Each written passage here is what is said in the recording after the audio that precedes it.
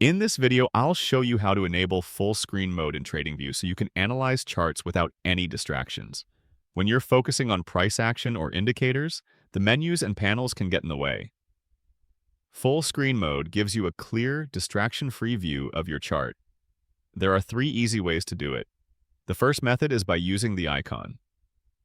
Go to the top right corner of your TradingView chart and find the 2 diagonal arrows icon. Click it, and your chart will instantly expand to full screen, hiding all toolbars and menus. The second method is by using the keyboard shortcut Shift plus F. Press both keys together, and your chart will immediately fill your entire screen, perfect for fast switching when analyzing multiple setups. And the third method is even simpler. Just press F11 on your keyboard. This is a browser shortcut that activates full screen mode in most browsers, removing even the address bar for a completely clean view. To exit full screen mode, simply press the S key or F11 again. That's all it takes. 3 quick ways to enter and exit full screen mode in TradingView, so you can trade with focus and clarity.